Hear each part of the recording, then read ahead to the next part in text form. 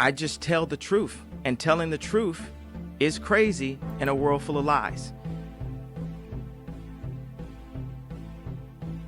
If you mix brilliance with bravery, that we can ignite something. Even this conversation alone can ignite the people. The time is now to express and for people to believe in themselves. The time is now for it to be okay to be great. People in this world shun people for being great, for being a bright color, for standing out. But the time is now to be okay to be the greatest you. Hey y'all, what's up? It's your girl Kelly, and we are back with another video. And I just want to say welcome to my channel, and thank you so much for clicking on this video, guys. I hope that if you are new here, you will hit that subscribe button while you're at it. It is a very easy way for you guys to help me out, and I would so much appreciate that from y'all. If you're not new here and you're returning, if you're a subscriber, if you have interacted with my channel in any way, I thank you guys from the bottom of my heart. It means so much to me. So I wanted to come and jump on here, guys, because I'm actually re-recording a video, and apparently there was a sound issue, and so I wanted to come and redo this one. So I'm going to try to do it a little bit differently. So I apologize if you're seeing this again for a second time. It will be slightly different. I'm going to try to condense it, hopefully. We'll see how it goes. Y'all know. So I do just want to say, though, guys, I'm going to give a disclaimer here, that this is going to be, this channel is all about, like, politics, true crime. We do commentary, news, culture, all of that stuff. So the way the format is going to work, for the most part, on, like, I would say all my videos is I play, whatever the topic is, which let's get into what it is today, just while I'm letting you guys know what's going on here. So whatever the topic is for the day, I just kind of pull different articles, video clips, things like that, and I just give my commentary. And so if that's something that you're not really into, if you don't like to hear people talk, like videos getting paused and like there's going to be some like commentary in between, then maybe, I don't know, maybe it's not for you. But I really hope you'll give it a chance, because I think that you would enjoy it if you just have an open mind and an open heart, guys. Like, let's just give it a shot. Why not? What else do you have to lose except for, however much time is on this video? But that's nothing, it's like poof. So guys, we're going to get into a little series that I am starting on my channel, and it is called Would You Rather? And I'm sure you guys have played this game before. Let me know in the comments.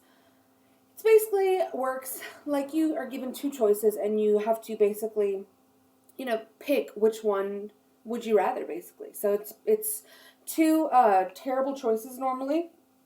So another example I can think of would be like, would you rather, not be able to see or not be able to hear?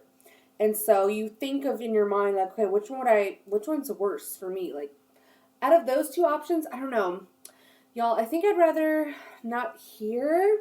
I don't know. It's tough, because then you have like that weird voice. Listen, we're not playing that right now. So we're going to talk about this, what is on the thumbnail. So would you rather, guys, we're going to talk about two different topics that our government agencies were involved in. And we're going to give a little background story on both of these situations.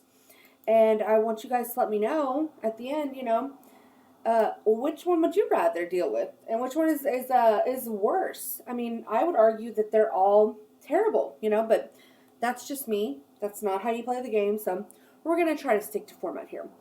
So let's just get right on into it, guys. We're going to talk about the first situation that you can see here on the left, which I don't know if you guys are familiar with this situation that happened in Ruby Ridge, but it's quite scandalous. And then we're going to then get into the story of the Gretchen Whitmer kidnapping plot that happened in Michigan more recently. So the Ruby Ridge is a little bit older. And then we're going to compare and kind of contrast these two shit show agencies. So I'm going to give a little background story on on the ATF before I get into the Ruby Ridge situation, because I know that, at least in my mind, people are more familiar with the FBI and what they do and kind of like what their whole vibe is, but not everyone is super familiar or super aware of the ATF and what exactly that agency is all about. So I'm going to kind of just, like I said, brief history into this, and then we'll dive right on into the videos, okay? So let's see. I think I have the right one. Okay, this is the right article. Sorry, y'all. Had to make sure I had the right thing pulled up before, getting all into the mix. So let me go ahead and pull that, and we'll just dive right in. And this article is from the Libertarian Institute, and I will have all articles and videos linked in the description down below if you're interested, okay? So this is the prehistory of the Bureau of Alcohol, Tobacco, and Firearms. So let's just dive right in. The ATF's genesis lies all the way back in 1886 as a part of the Department of Treasury, which, keep that in mind, guys. Just take that little nugget, keep it in mind, okay? Then it was known as the Revenue Laboratory within the Bureau of Internal Revenue. Sounding more familiar. Internal Revenue sounds okay. It rings a bell. Yeah. The prehistory of the ATF can then be traced through the Bureau of Prohibition, itself a branch of the Bureau of Internal Revenue formed in 1920. The Bureau of Prohibition was then spun off as an independent agency under the umbrella of the Treasury Department in 1927, before becoming a part of the Justice Department in 1930. And eventually merging into the FBI briefly in 1933. So, I mean, my goodness, they just like have moved these, this department all over the place. Like first Treasury, then Prohibition, then the Justice Department. I mean, like, can you not find a place? Can it not stick? Maybe is it not necessary? Maybe just like a kind of like a unnecessary department. I don't know. Let's read on and find out. In December 1933, Prohibition was repealed and the Prohibition Bureau became the Alcohol Tax Unit of the Bureau of Internal Revenue. So they moved back. Okay, interesting. In 1942, they were also tasked with enforcing federal firearms laws, which were scant at the time to say the least. The good old days. Remember that fully automatic machine guns were legal until 1986. Literally, the golden age, okay? God bless it. That was our country back then. And look at us now. In the early 1950s, the Bureau of Internal Revenue became the Internal Revenue Service that we all know and love today. Oh, okay, the IRS. So you might be asking yourself, because I was, reading through this article, like, how does the IRS and like the Department of Treasury and all that, like, what does that have to do with the ATF, which is supposedly a government agency that is meant to regulate alcohol, firearms, and tobacco, like the sale of these items. But if you have any sort of familiarity with ATF, you know that they don't act as like, a Department of Treasury branch to me. They're not just like in an office, like, looking at numbers and crunching numbers and making sure that everybody's dotting their I's and crossing their T's and charging the right amount of taxes. No, they act more like the FBI. They go in with the big guns blazing, okay?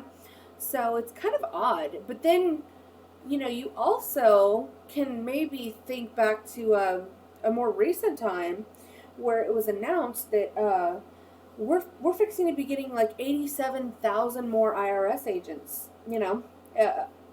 within the Biden administration, or at least they're trying to do that, so that they can look at put a closer eye on you and me and all of us, and figure out, how have they not taxed us enough, and how can they tax us more? And they're going to be giving some of those IRS agents guns to, intimidate people, like to use as force. What for, guys? And so it begs the question that if we have an FBI which is the Federal Bureau of Investigation, which is supposed to be like our federal police force. And then we have an ATF, which does pretty much almost the same thing, but they deal in a very niche market. And then now we're going to have armed IRS agents coming to collect that, that $100 back taxes that you did not pay to the government.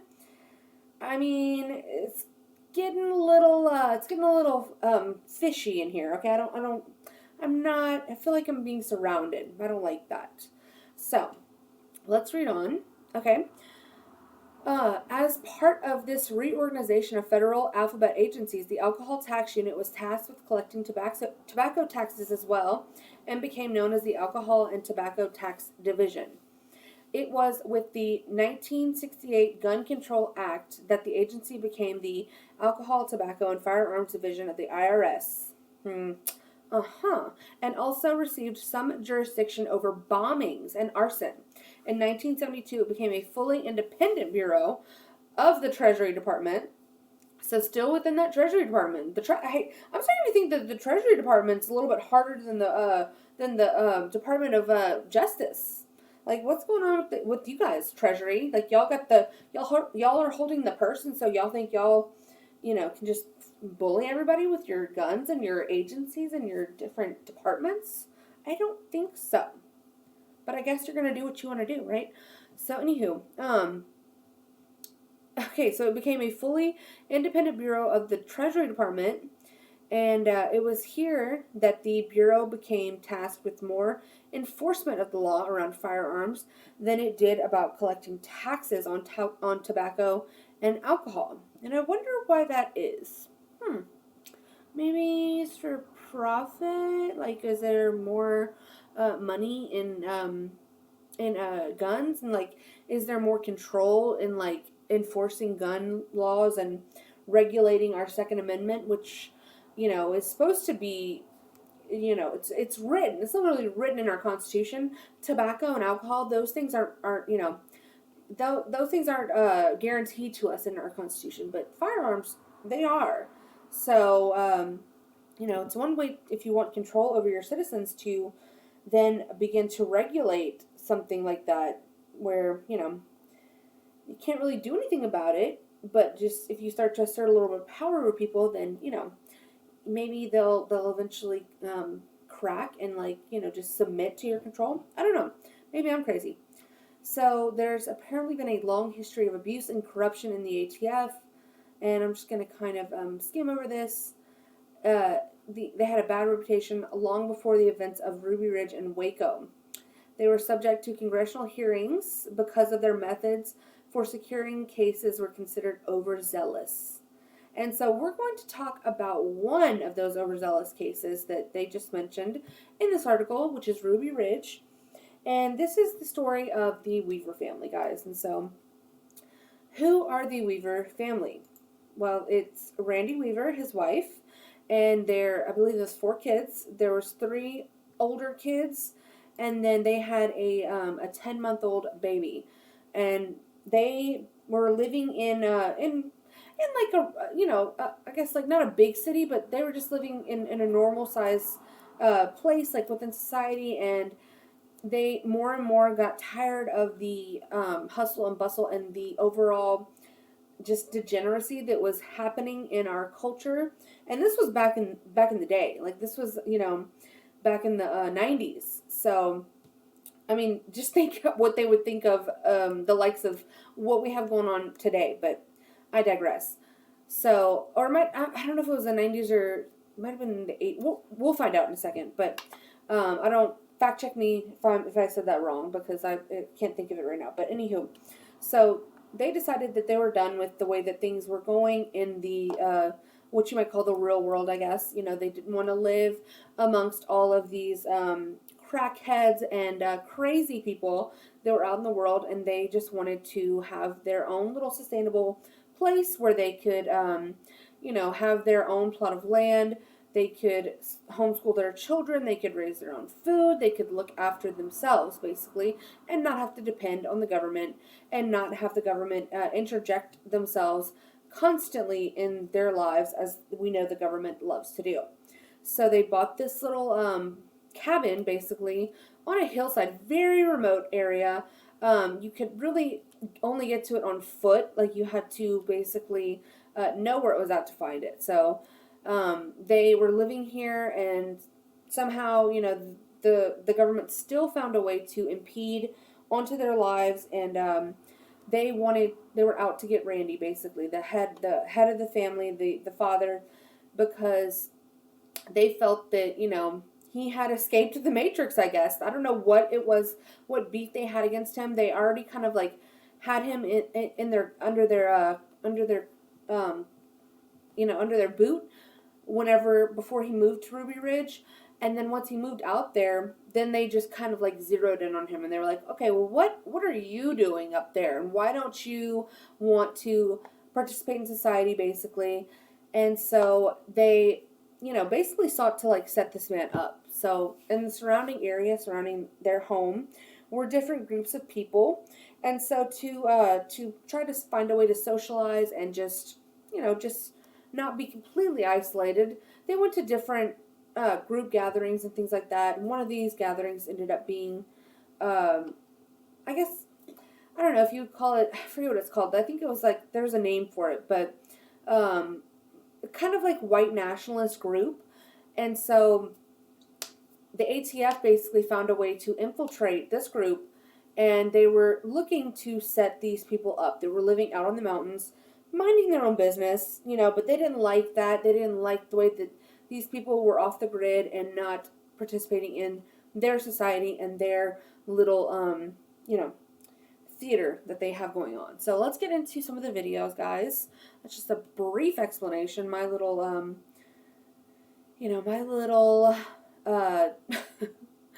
my version, okay? That's the word I'm looking for. Okay, so let's get into this video right here.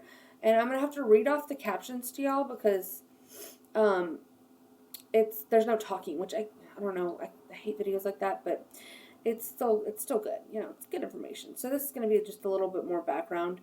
And actually, let's see. Let me hide this. There we go. Okay. All right, y'all. And this is him. This is Randy Weaver, okay?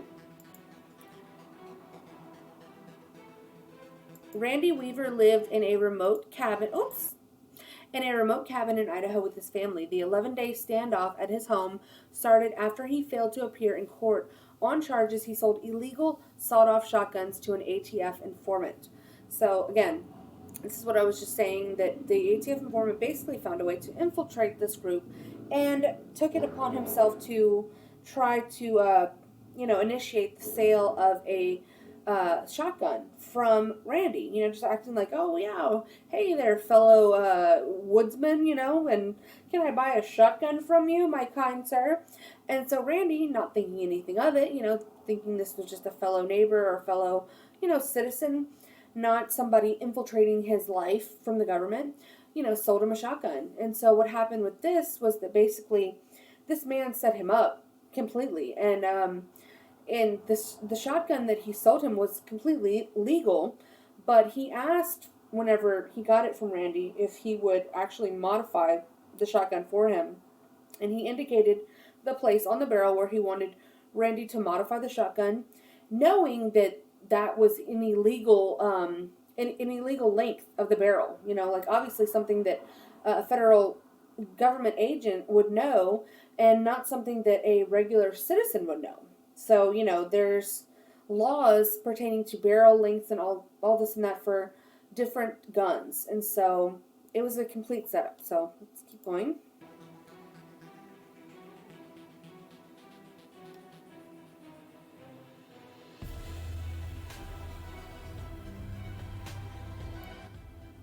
I don't know if that music goes. Okay. So on the first day of the siege, Weaver's son Sammy, 14, was shot to death along with a U.S. Marshal. On the second day of the standoff, an FBI sharpshooter killed Weaver's wife, Vicky. A friend of Weaver's, Kevin Harris, was wounded. So these officers, or these agents, I should say, crept up onto their property. And so I'm going to pause this video here. We will come back to it. But I'm going to divert to another video just so y'all can kind of see this man's property and the way that this was set up.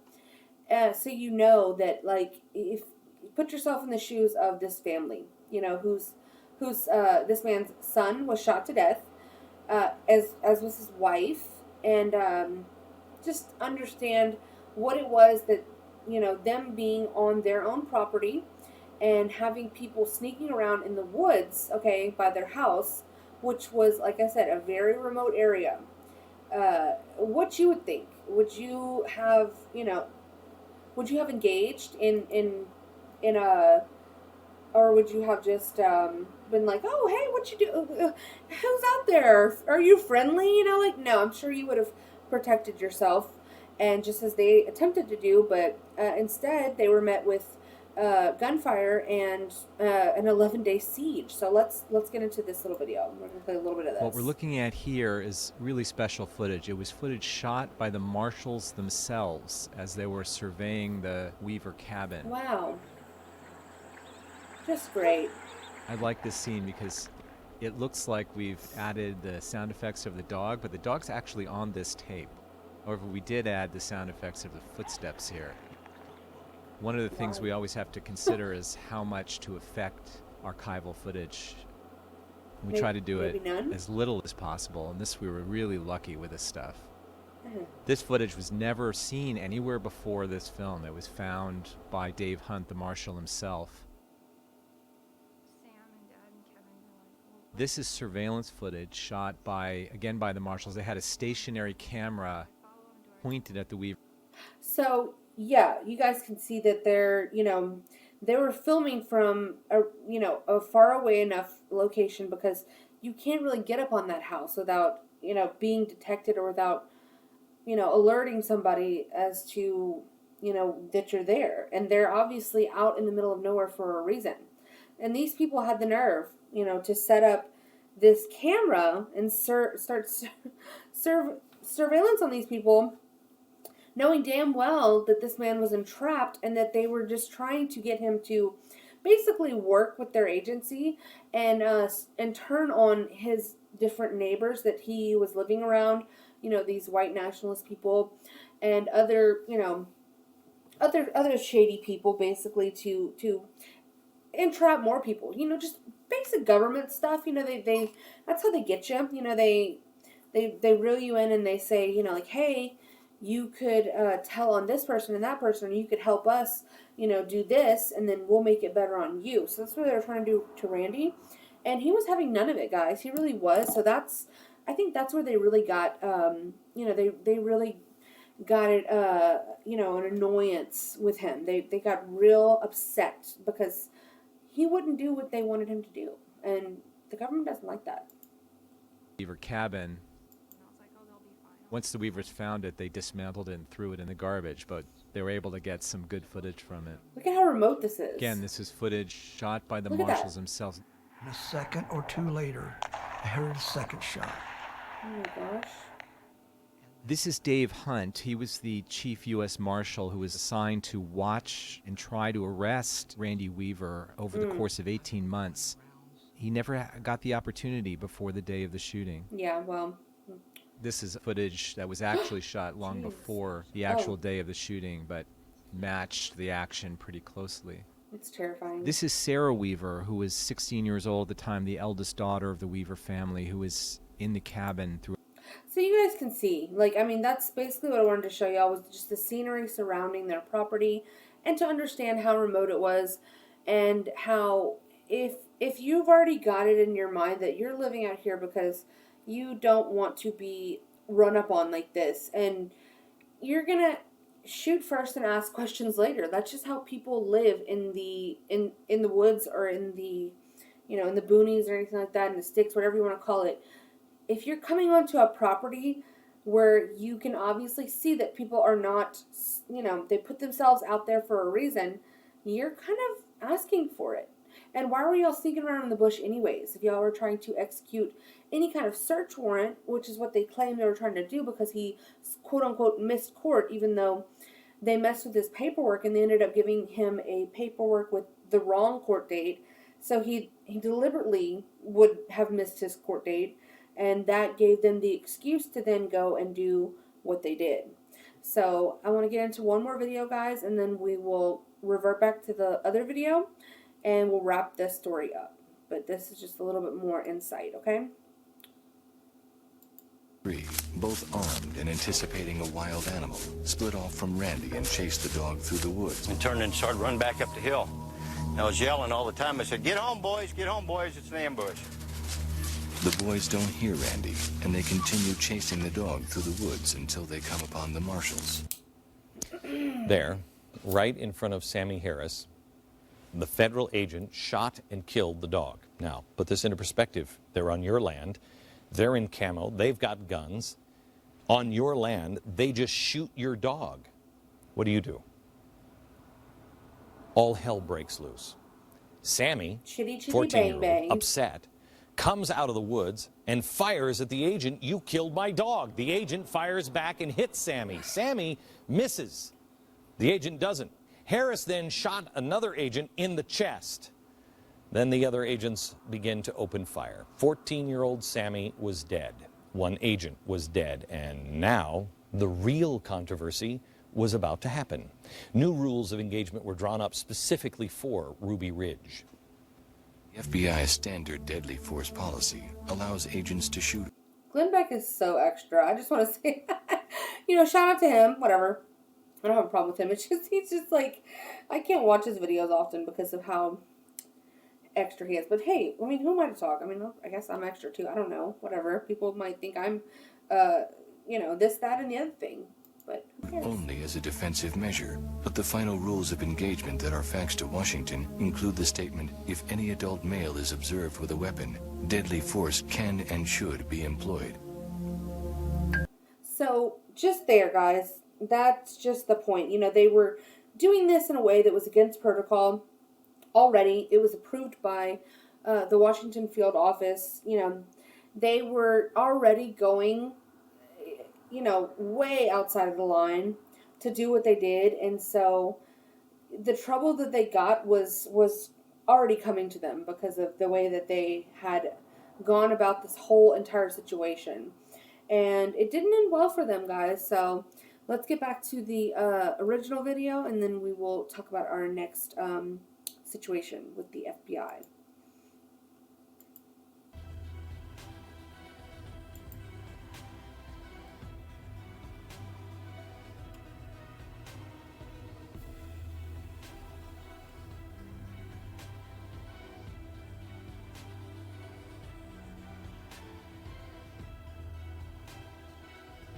Goofy ass.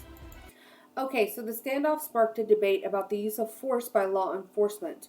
Weaver and Harris were acquitted of murdering the marshal. They filed a civil rights case against the FBI and U.S. Marshals. It was settled for $3.1 million, as it should have been. And this was 1992. Remember, okay, so I said the 90s. Just want to point that out there. This was 1992. So back then, $3.1 million was a lot of money. And I mean, it still is. Who am I kidding? But it was way more back then. Thanks, Joe Biden.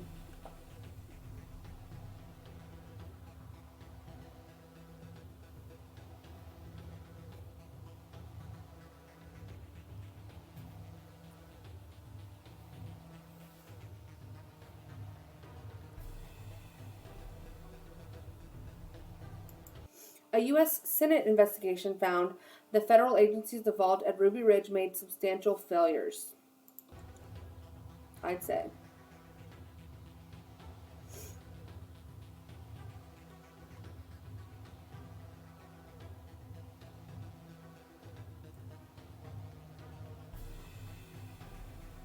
Uh-oh.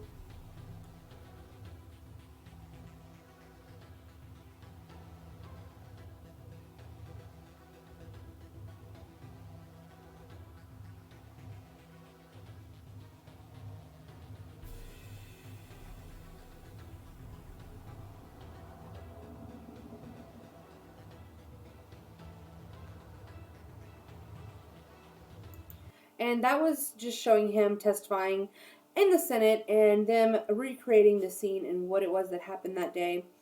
And, you know, he was never charged with the anything that came from their end, you know, killing of the marshal or whatever, which, you know, it was argued and it was proven that it was not their fault because of all of the messed up and sneaky shit that the ATF was doing and the way that which they were trying to go completely out of the borders of what's okay, and just to, like, for what? What did this man even do? He really didn't even do anything, honestly. He really, at the end of the day, never even broke a law. He was trying to live a life of solitude and, you know, just be with his family, and the government inserted themselves into this man's life to try to entrap him for a crime. And then when he was still not participating in their little setup game where they were trying to get him to turn on people and start, you know, snitching and stuff, then they just made it their business to, you know, completely, full force of the government go after him. And it backfired completely. So that is the ATF, guys, for you. And now we're going to get into the FBI and all the fuck shit that they do all the time as well. So let's hear this story, and then y'all let me know, guys, which is worse. Which would you rather, okay? So if y'all don't remember, there was a little a story that came out during the pandemic of, you know, Gretchen Whitmer, who was the Michigan governor, who you could say was one of the worst governors during COVID. You know, she was one of the worst lockdown governors. She had the most, or, you know, one of the states with the most mandates, harshest mandates, school closures. She was sending, you know, COVID positive patients into nursing homes, killing old people en masse. You know, just that kind of thing, you know, a la Cuomo. So just terrible overall. And there was a story that came out that there was a group of white supremacists, you know, or so they would have you believe, plotting to have her kidnapped. But it's funny how it worked out, guys, because it came out, as we can see from this article here, from BuzzFeed News. The FBI allegedly used at least 12 informants in the Michigan kidnapping case. And so you might ask, you know, well, 12 out of how many? Like, how big was the group? Well, 12 was about exactly half. So I think the group was like 24, if I'm not mistaken. Might have been 22. But it was 50% or more of this group. So really, if you look at it from an outsider's perspective, and you look at it a little bit, you know, inquisitively, you might find yourself coming to the conclusion that, oh, well, it seems like they just kind of infiltrated this group of friends who were just kind of doing guys meetings, and, like, you know how guys do, like, beer lodges and things like that, or they get together and they do, like, little hunting clubs or whatever. You know, there's guy stuff. I don't know anything about it. I just have heard the lore. And so they infiltrated this group of friends, and it turned out that they were kind of the ringmasters of this whole plot, you know. So had it not been for these 12 informants who were working with the FBI, it's, suffice it to say, it you know, probably wouldn't have ever happened. So I'm going to quickly get into this story. I don't really have any videos or anything in relation to this. So that's why I took a little bit more time on the other story, because it was just more to report on, and this story is just really cut and dry. You know, it is what it is, and you know, you can look at it objectively and see the corruption. So the government employed at least a dozen confidential informants to infiltrate groups of armed extremists who allegedly plotted to kidnap the governor of Michigan. So the filing made by one of the 5 defendants in the federal case asked that prosecutors be ordered to share more information. So let's see. The alleged plot to kidnap Governor Gretchen Whitmer made international headlines last October when the Department of Justice announced that it had charged 6 men in a kidnapping conspiracy.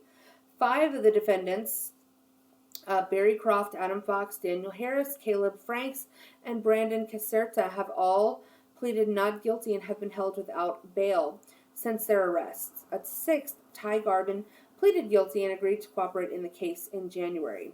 So I don't know what. No, he obviously is a little slow on the uptake, because, my guy, you don't see that you're manipulated? Okay, whatever. So according to the Justice Department, the men met and trained over a 6-month period in 2020, during which time they developed a plan to kidnap Whitmer from her second home and possibly take her out of the state where she could be put on trial for being a tyrant. No plan was ever executed before authorities made arrests. Okay.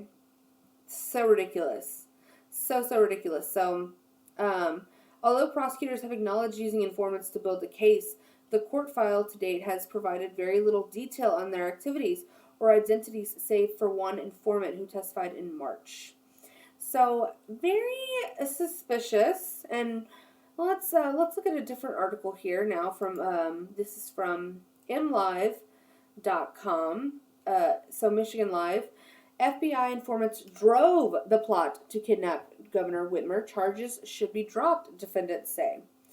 That's very interesting. So you're telling me that the FBI was actually the ones who were suggesting these plans and who were actually making the plans, like conspiring to actually, take action in regards to not just like having a talk, how guys talk and they'll say this and that and they don't actually ever do anything about it, but they were making sure that these guys had the motivation to actually do what it was that they were talking about. They weren't just going to let them be all talk. No, they were making sure they were putting pressure behind it. So, 5 men accused of plotting to kidnap Governor Whitmer said federal charges should be dropped because of government misconduct. The defendants said the FBI and its informants entrapped them and pushed to turn their anger against Whitmer's COVID-19 restrictions into a crime. They said there was no conspiracy and no actual plan to kidnap the governor. The government picked what it knew would be a sensational charge, conspiracy to kidnap the governor. And when the government was faced with evidence showing that the defendants had no interest in a kidnapping plot, it refused to accept failure and continued to push its plan. Eventually, the government initiated this case despite the fact that it knew that there was no plan to kidnap, no operational plan, and no details about how a kidnapping would occur or what would happen afterwards. So basically all they had was a bunch of talk. A bunch of guys talking around saying, man, I'd really like, when you're drunk or whenever you're high, whatever you do, and you're saying, just to your friends who you feel comfortable with, man, I wish we could kidnap that biatch, she's like locking us all down, she's making us wear masks, you say things like that, and the government, the all these little informants were like, yeah, man, me too. And then they're getting a little notepad out and taking notes like, oh, fucking Jerry said this. And, just like shady. So shady. And then they were egging it on and they were like, yeah, and what else would you like to do? What else would you like to do to Governor Grimmer? Get it all off your chest, bruh. That's what I imagine. I'm just, I'm speculating here. So, very, very interesting, y'all. So, and then I'm just going to kind of start skipping around here. So, this is from the Federalist. Jury refuses to convict men entrapped by FBI in Whitmer kidnapping plot. So, how the tables do turn.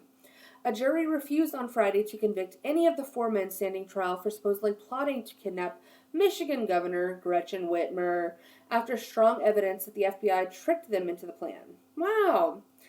Well, good for them. God bless them. And you know what, ma'am? Ew.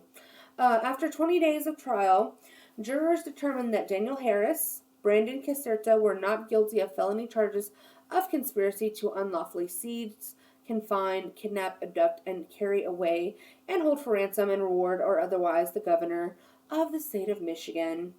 And they could not agree on the fates of these 2 other men, and so they left trial with no verdict and the possibility of being brought to trial again. But from what I understand, I don't believe that they were brought back to trial. It only turned out that 3 of these guys, I believe, were actually charged. And they were charged with harsh sentences. I was reading about that and some of them got 15, 16 years. When it's, how can that be? All these other guys had their charges dropped. So how did they just speak a little bit more, vulgarly or a little bit more hard when it came to their disdain for Gretchen Whitmer? How did you get them and, or prove that they were doing anything that these other guys weren't doing when it was clear that the FBI entrapped and infiltrated this whole group. It's very bizarre, but look at what they're doing to January 6ers. I mean, it's our government is our government, and they do what they want to do. So, last but not least, guys, this little beauty right here was actually one of the FBI agents. So they had informants, like, which are, you know, there's levels to this shit. There's agents who actually work for the FBI, and then they have informants who could be, you know, just like people off the street. They could be ex-agents. They could be people that they've arrested that they have now turned state's evidence. And, you know, it could be a number of different things. This was an actual lead FBI agent, okay? Let's see what kind of people they have infiltrating groups of people, you know, that they claim are bad. You know, they sent this man basically to these quote-unquote armed extremist groups and saying, you know, those people are bad. They are anti-government. Let's go get them. And here we have this guy, okay, lead FBI agent on Whitmer kidnapping case, allegedly beat wife until she had blood all over after a sex party. A swingers party. Yeah. So this is what we have, guys. This is what we have, you know. This is what our government, this is the best they can do, you know. What is it? The finest, like, or what do they call them? I don't even know. This is the government's finest right here. This man who beats his wife, and they want to point their fingers at you or me or anybody else and say that those people over there are bad. I don't know, guys. What do y'all think? Let me know in the comments down below. Which would you rather, you know, the FBI or the ATF in this circumstance right here? These two situations that we have laid out and talked about today. Which one do you think is worse, and which one, you know, would you choose? Please let me know in the comments. And you guys, y'all, please like the video if you liked it. I so enjoyed coming on here and telling you guys about this today. And I will be doing more videos like this, different topics, obviously. And yeah, if you guys enjoyed the content, please hit that subscribe button, y'all. I would so greatly appreciate that. And like I said, it's just such an easy way to help me out, show some love. And I would greatly appreciate it, y'all. So you guys stay safe. And in the meantime, I will see y'all later on. All right, bye, y'all. I just tell the truth, and telling the truth is crazy in a world full of lies. If you mix brilliance with bravery, that we can ignite something. Even this conversation alone can ignite the people. The time is now to express and for people to believe in themselves. The time is now for it to be okay to be great.